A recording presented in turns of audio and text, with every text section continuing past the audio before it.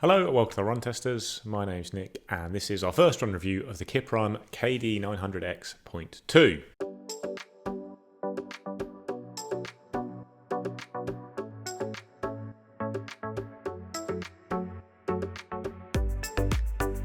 So the KD900X.2 is a carbon-plated shoe that sits at the more affordable end of Kiprun's range of carbon shoes, which also includes the LD version, the more long-distance focused shoe, the Kipstorm Lab, which is the new pinnacle racing shoe. This is a very affordable shoe, costing £120 or €130. It's actually reduced to under £100 in the UK at the moment. And what you have here is a full-stack carbon plate shoe with a very lightweight design that's built to be a really affordable racing shoe, but actually a little bit of an all-rounder as well. So as I mentioned, you've got a full stack height here of 40mm at the heel, dropping to 32 at the forefoot for a drop of 8mm, and it's super lightweight, weighing just 205 grams or 7.2 ounces in my UK 8.5, which is an EU 43 or a US 9.5. So you've got a very thin mesh upper on the KD900X.2. That is a long name, it's sure. You've got a very thin tongue as well, a little bit of padding around the back of the shoe, but not too much. Small internal heel counter as well. So yeah, very racy upper all round, but just that touch of padding at the heel in particular, which is important for comfort. You've got a V-foam midsole, which in this case I believe is an aliphatic TPU with a full-length carbon plate running through that. And then you've got good rubber coverage throughout the length of the shoe, really. There is a cutout in the middle there, but rubber does extend all the way down the outside of the shoe. A bit more exposed foam on the medial side, but your heel and forefoot are really well covered, so should be looking good in terms of durability. That tends to be the case with Kiprun shoes, and this has the potential to be a very exciting, affordable option, I would say. So I'm going to put it through its paces tomorrow with a double run. So I do this now in case I don't get to do a preview of the runs tomorrow morning, because I'm starting quite early tomorrow. Like I said, I've got a double run on the cards tomorrow, double threshold run. I'm going to do 10 times 1k in the morning and then a 10k steady tempo-y effort in the afternoon. So in the morning, that first session is 10 times 1k at 3:25 a k with a 60 seconds rest. That's more or less marathon pace for those k reps. Then in the afternoon, I'm just going to do 10k steady around 3:40 a k pace. It's my first double in a while since the Loch Ness Marathon. Plan to use this shoe for both efforts. I'll check in between and at the end if I can, and hopefully it will all go very well.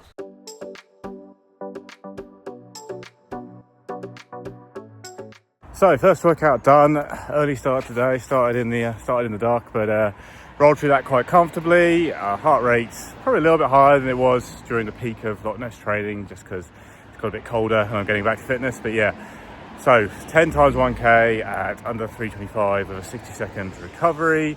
And the shoes are good. They don't have like as crazy a feel. There's lots of super shoes out there. Even something like the Kipstorm Lab, you're not getting such a big sink in and bounce. They feel a bit more almost earlier generation carbon plate shoes, I guess is how it is. And that's probably what they are, basically, I guess, in the sense that technology moves on and those slightly old technologies become a little bit cheaper. And actually they remind me a lot of the original Puma DV8 Nitro Elite, which is a really good shoe. It has that very lightweight and nippy feel, but it's maybe a little bit firmer than some of the carbon shoes out there, but wasn't uncomfortable. Probably did about 10 miles of total there with the 10k of volume, at speed, and just turns over really, really quickly. Feels very light, feels very natural on the foot, feels pretty stable for a carbon shoe, just all round like a shoe that gets out of the way, gives you a little bit of assistance, but at the most just a really lightweight, classic style speed shoe with the modern tweaks of a fancy foam and a carbon plate in there. So yeah, enjoyed that today. We'll see how it feels for sustaining decent pace in the later run when I'm slightly tired of legs. But yeah, enjoyed that first run.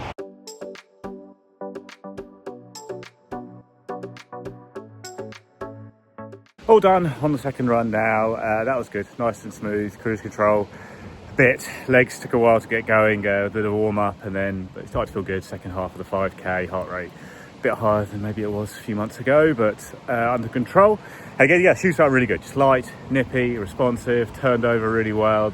They feel like a really good speed shoe. Like I'm gonna end up, I think, just shy of 30k in them today. Like I don't know, as protective as some higher stack, super trainers, things you get out there that now go over 40mm or the softer super shoes, but I felt pretty good in that second run of a double there. And like I say, I'm just getting back into full training this week.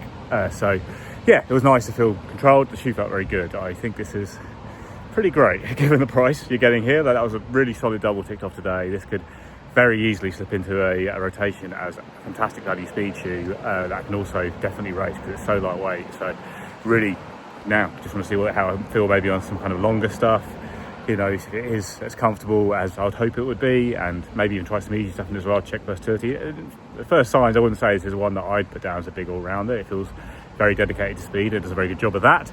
But yeah, we'll try it out with some stuff like that and see how it goes. But yeah, really solid day ticked off, and live in the shoe.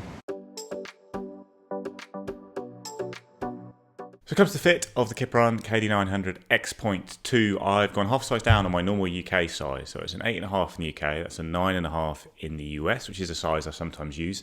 I'm also down on my normal EU size, where I'd normally be a 43.5 or a 44. I'm a 43 in this shoe. I actually used the centimetre measuring tool on the site to kind of pick a size. And I say, in general, just go half size down. It's probably a pretty good guide, but if you can use that centimetre size, you're going to get an even more precise fit. I've got a really nice fit with these shoes with good amount of room around the toes, secure hold around the heel and midfoot. It's a very simple, lightweight upper. Have had some trouble with Kiprun uppers in the past, just being a bit firm around here for some reason at the top of the laces where there's a bit of plastic there, but it's soft and flexible here or around the heel or something. But yeah, no concerns at all with this shoe. It felt very good on the run yesterday. It's pretty comfortable for what is a lightweight and speed focused upper. So yeah, I would look at the sizing in that way. Probably in general go half size down, but overall try and look at a precise fit if you can, and then you'll get a really good fit with the shoe.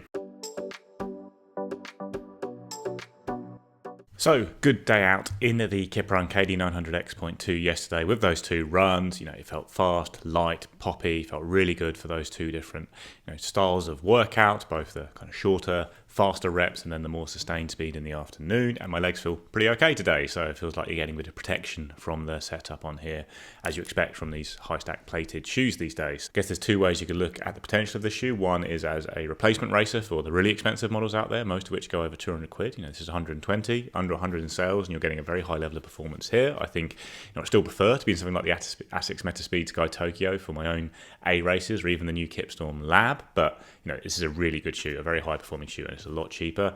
And I think the way I'd probably look at it more is a really good value speed trainer that can sit in your rotation, hoover up all your workouts and do it at a lower price than the super trainers out there these days. You might get more versatility out of a shoe like the Hoka Mach X3 or the Asics Mega Blast. They can do a really wide range of runs, but if you have a rotation of shoes and you've already got an easy day shoe sorted and need a speed trainer to put in specifically, this shoe I think is faster than them because you have got this very lightweight, racy design and a fair bit cheaper as well. So yeah, lots of potential here. It feels like a really excellent shoe. We'll do some more workouts in it. I'll try and do a workout where I use it and a full-blown carbon racer, maybe the Kipstorm Lab, to compare the performance within one workout. But I do think this is a really good shoe, and yeah, probably the strongest option at the moment in the Kiprun range that I've tried based on this early testing in terms of the value you're getting here for a very high level of performance.